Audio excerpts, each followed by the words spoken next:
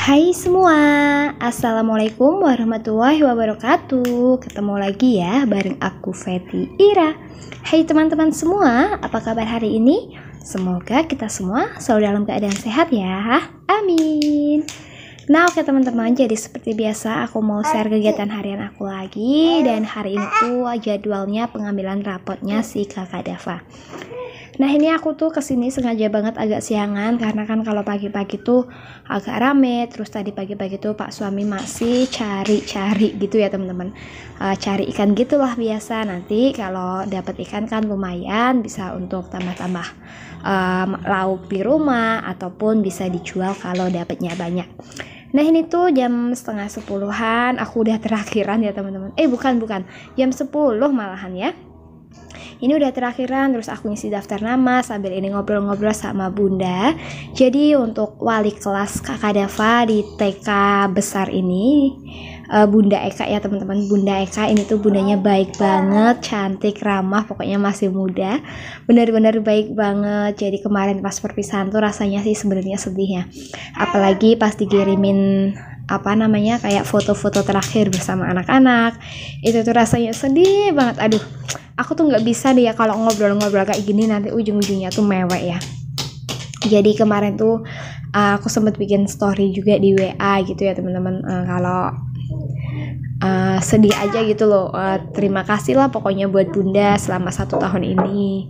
Terus aku juga bilang sama bundanya, bunda maaf ya apabila 1 tahun ini si Dava itu kadang susah dikasih tahu, jarang berangkat, ini dan itu. Pokoknya aku juga ngucapin gitu. Nah ini tuh nggak lama-lama ya teman-teman. Jadi kalau bilang pelepasan, perpisahan kayak gitu tuh aku paling nggak bisa pokoknya.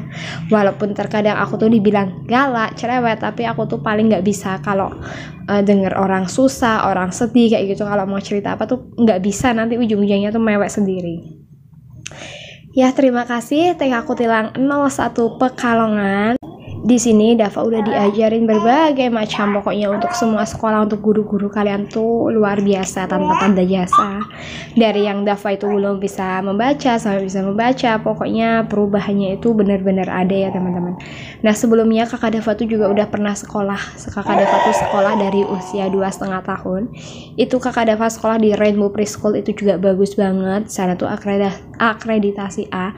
Tapi aku tuh pernah kayak kurang berkenan aja sedikit ya karena suatu hal gitu.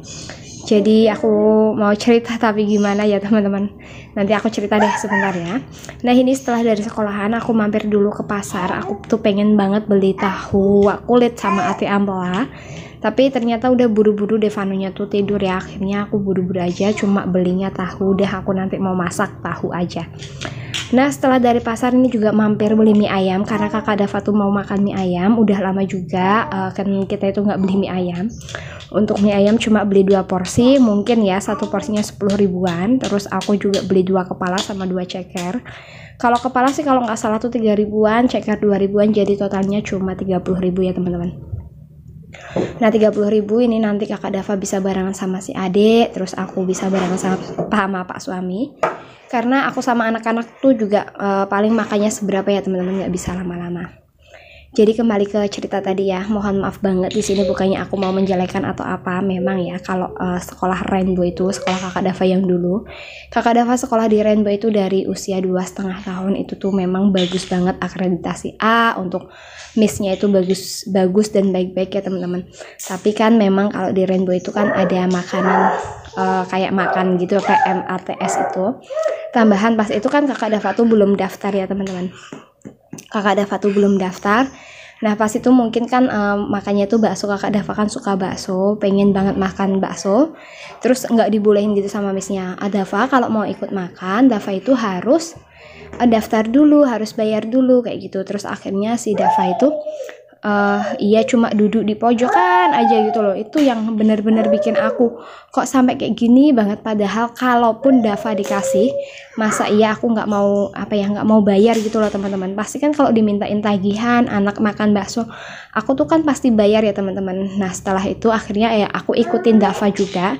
Dalam sebulan itu kadang 90 ribu, kadang 70 berapa, pokoknya dihitung harinya. Per harinya itu untuk snack 3 ribu dan untuk PM makan sehat, pemberian makan sehat itu berapa ya, 5.000 kalau nggak salah, udah 5.000 apa 6.000, 6.000 pokoknya dihitung akhirnya. Nah itu ya teman-teman.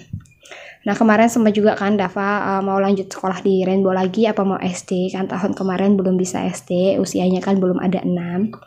Nah SD sekarang kan harus 7, akhirnya kan aku putusin aja, Dava udah lulus untuk TK, yaudah aku mau les aja. Ternyata si Uti, Mbah Utinya Dava itu bilang sama aku sama kakak Dava, bilang tole sekolah di tempat Uti aja. Akhirnya Dava sekolah di TK Kutilang 01. Nah di situ Utinya juga mengajar di situ ya teman-teman. Dan Utinya sebagai kepala sekolah di TK Kutilang. Nah sekian aja nih ceritaku. Nah ini aku lanjut ya teman-teman, makan-makan makanya di teras aja ala-ala. Padahal mah terasnya lagi berantakan, tapi ya udah nggak apa-apa lah ya. Dan kembali ke cerita, aku di sini di video ini juga mau sedikit cerita tentang kemarin. Kemarin itu kan aku posting video yang judulnya itu kembali berhemat karena keuangan penghasilanku itu hilang 50% ya teman-teman. Jadi kemarin ada yang komen, terima kasih banyak ya buat teman-teman yang udah komen, yang udah support aku, yang udah ngasih kritik dan masukan. Aku tuh terima kasih banyak ke kalian. Nah di sini aku mau bahas, jadi 50% dari penghasilan itu bukan karena itu gali lubang tutup lubang ya teman-teman. Jadi kan dulu aku pernah bener-bener susah banget, bener-bener berada di masa sulit, sesulit-sulitnya.